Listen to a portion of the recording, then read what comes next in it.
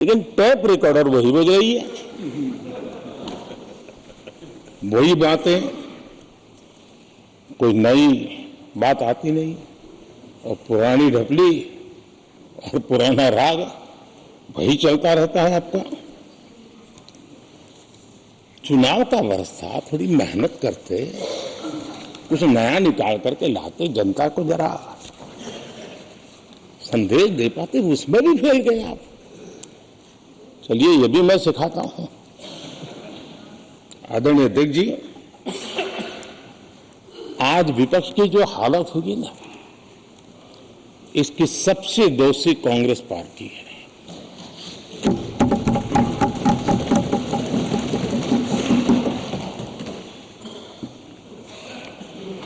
कांग्रेस को एक अच्छा विपक्ष बनने का बहुत बड़ा अवसर मिला, और 10 साल कम नहीं होते, लेकिन 10 साल में उस दायित्व को निभाने में भी वे पूरी तरह विफल गए। और जब खुद विफल हो गए तो विपक्ष में और भी होनहार लोग हैं, उनको भी उभरने नहीं दिया, क्योंकि फिर मामला और गड़बड़ हो जाए। इसलिए हर बार यही करते रहे कि और भी विपक्षी जो तेजस्वी लोग हैं उनको दबा दिया जाए। हाउस में कई यंग हमारे माननीय सांसदगण हैं, उत्साह भी उमंग भी है, लेकिन अगर वो बोले, उनकी छवि उभर जाए तो शायद किसी की छवि बहुत दब जाए। उस चिंता में इस यंग जनरेशन को मौका न मिले, हाउस को ही चलने नहीं दिए गए। यानी एक प्रकार से इतना बड़ा नुकसान कर दिया है, खुद का भी, विपक्ष का भी, संसद का भी और देश का भी।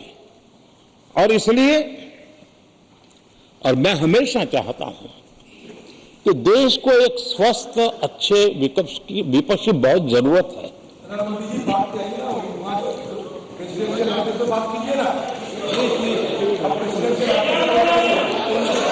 देश ने जितना परिवारवाद का खामियाजा उठाया है, और उसका खामियाजा खुद कांग्रेस ने भी उठाया है। अब अधीर बाबू की हालत हम देख रहे हैं, वरना ये समय था संसद में रहने का, लेकिन परिवारवाद की सेवा तो करनी पड़ती है।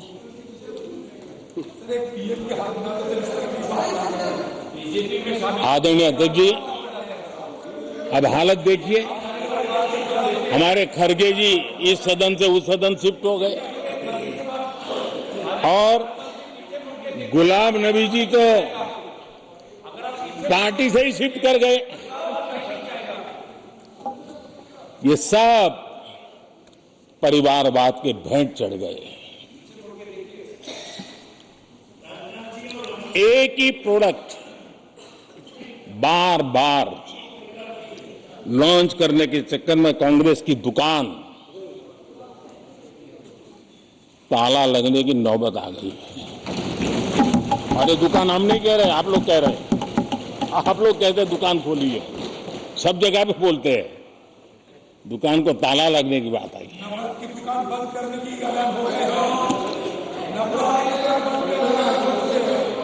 यहाँ हमारे दादा अपनी आदत छोड़ नहीं पाते हैं, वहां से बैठे बैठे कमेंट कर रहे हैं परिवारवाद की। मैं जरा समझा देता हूं, आज माफ करना अध्यक्ष महोदय, मैं जरा समय ले रहा हूं। आज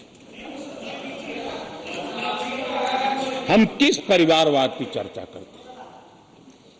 अगर किसी परिवार में अपने बलबूते पर जन समर्थन से एक से अधिक अनेक लोग अगर राजनीतिक क्षेत्र में भी प्रगति करते हैं, उसको हमने कभी परिवारवाद नहीं कहा है।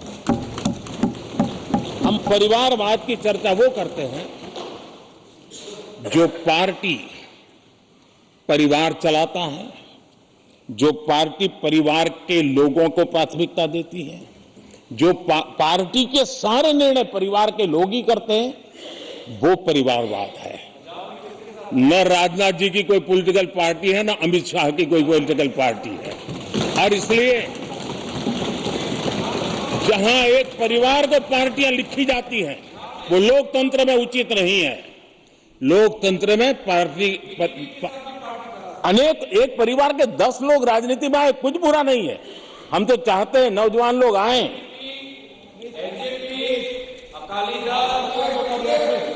हम भी चाहते हैं ये इसकी चर्चा करिए। हमारे साथ आपके साथ मेरा विषय नहीं है। देश के लोकतंत्र के लिए परिवारवादी राजनीति, पारिवारिक पार्टियों की राजनीति, ये हम सबकी चिंता का विषय होना चाहिए। और इसलिए मैं किसी परिवार के 2 लोग अगर प्रगति करते हैं उसको तो मैं स्वागत करूंगा। 10 लोग प्रगति करें, मैं स्वागत करूंगा। देश में जितनी नई पीढ़ी अच्छे लोग आए, स्वागत योग्य है।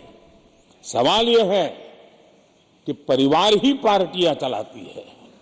पक्का है कि ये अध्यक्ष नहीं होगा तो उसका बेटा होगा, ये नहीं होगा तो उसका बेटा होगा। ये लोकतंत्र का खतरा है। और इसलिए अच्छा हुआ दादा, थैंक यू। ये विषय कभी बोलता नहीं था, आज बोल दिया मैंने। आदरणीय अध्यक्ष जी, एक ही प्रोडक्ट को बार बार लॉन्च करने का भरपूर प्रयास हो रहा है।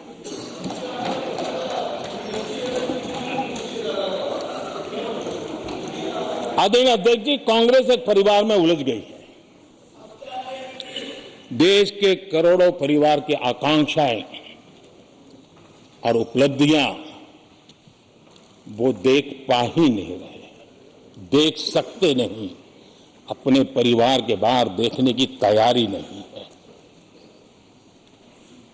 और कांग्रेस में एक कैंसिल कल्चर डेवलप हुआ है। कुछ भी है कैंसिल, कुछ भी है कैंसिल।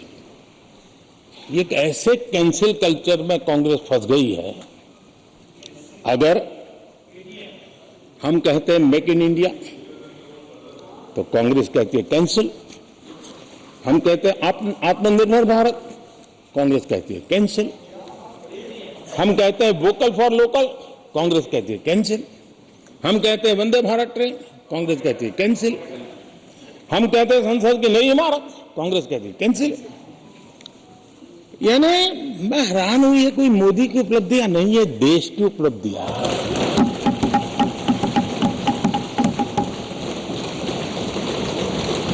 इतनी नफरत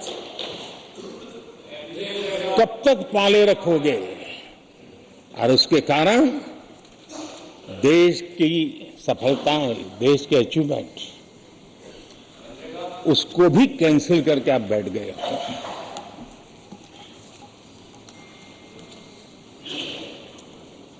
आदरणीय अध्यक्ष जी, राष्ट्रपति जी ने विकसित भारत के रोड मैप पर चर्चा करते हुए आर्थिक पहलुओं पर विस्तार से चर्चा की। अर्थव्यवस्था के मूलभूत जो आधार है उसके की बारीकी से चर्चा की और भारत की मजबूत अर्थव्यवस्था को आज पूरी दुनिया सराह रही है। पूरी दुनिया उससे प्रभावित है और जब विश्व संकट से गुजर रहा है तब तो उनको और ज्यादा अच्छा लगता है। G20 समिट के अंदर सारे देश ने देखा है कि पूरा विश्व भारत के लिए क्या सोचता है, क्या कहता है, क्या आशा करता है।